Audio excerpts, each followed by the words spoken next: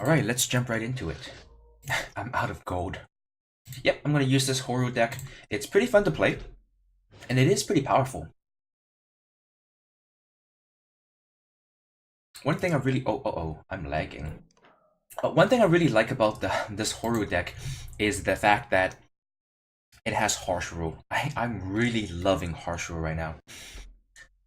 The games, the way they play out, is that the curve is so important.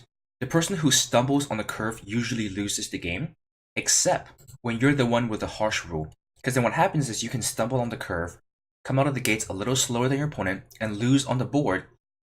As long as you can survive to turn 5, you can wipe his board and come back from that point. And the harsh rule decks are the only ones that are going to be able to do that. This hand's crazy good.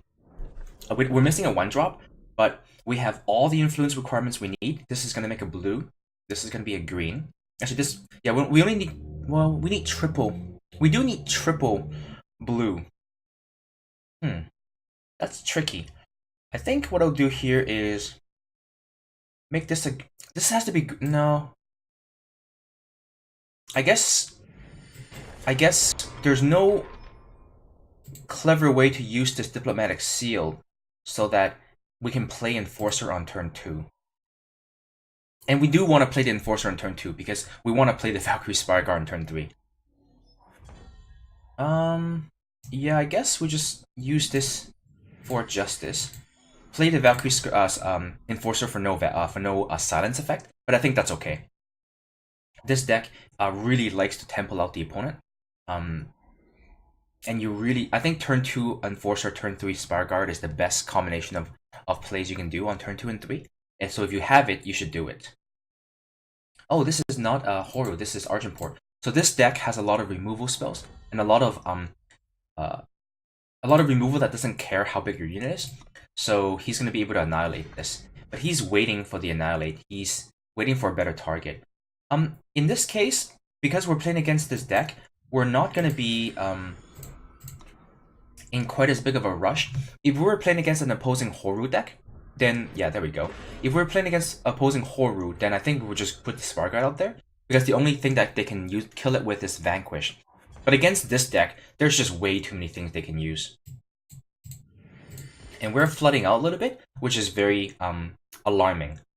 So the question is, do I want him to kill the Spireguard here, or would I rather him having a shot at the Kothon here? I actually think the Kothon is more important because it makes 2 units, and it... Actually, I'll just play both. Let's not think about that. Let's just play both. He gets to choose what he wants to kill, and he can't annihilate the Kothon, so he's probably going to annihilate the 6/6 and then slay the 2/3.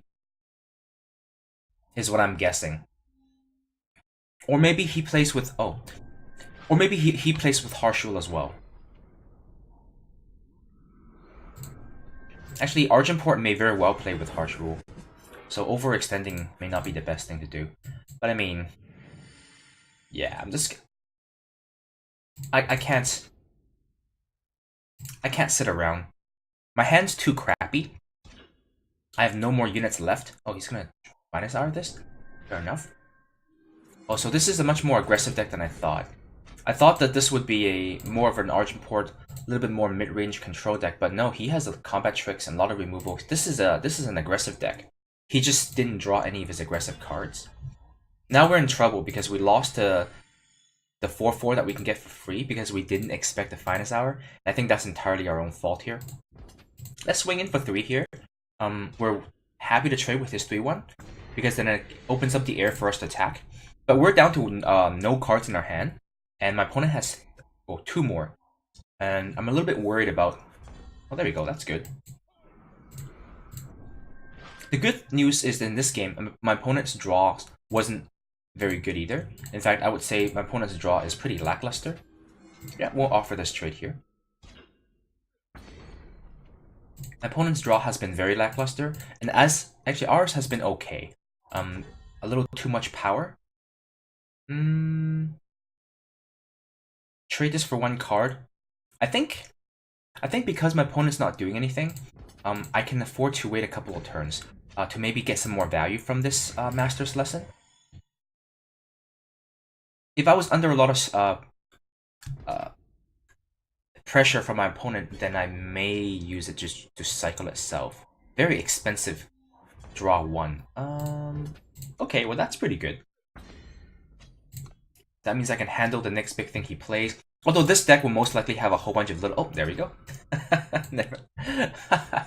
Okay, we got pretty lucky. Does he have a Protect in his hand? No, he doesn't. We got really lucky there. My opponent's deck doesn't look like it has a huge number of... Is this charge? No, no charge. It looks like he doesn't have a huge number of large units. So that Eilyn's Choice may not have been super useful. Okay, that's actually really good.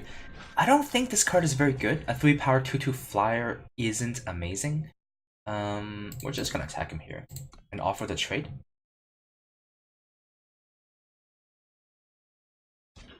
Okay.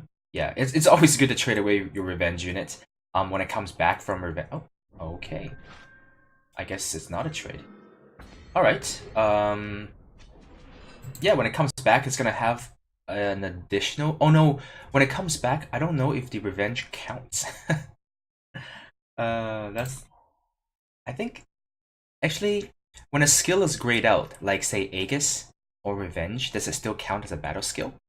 That's a good question. We'll find out in a few more turns.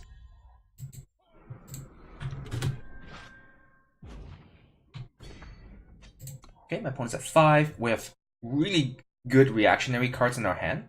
So I think we're heavily favored to win this game here. He's also got a Revenge Tranquil Scholar. Alright. Not very useful. Actually... Yeah. I actually didn't have to attack with both, but it's safer this way because if he kills my 3/3, he's still dead next turn. And there's no reason not to attack me. I'm at 26 life. And he's at 1, so...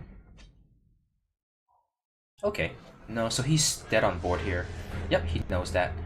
Alright, game 1. Wow, our draw has not been great, but our opponent's draw has been even worse.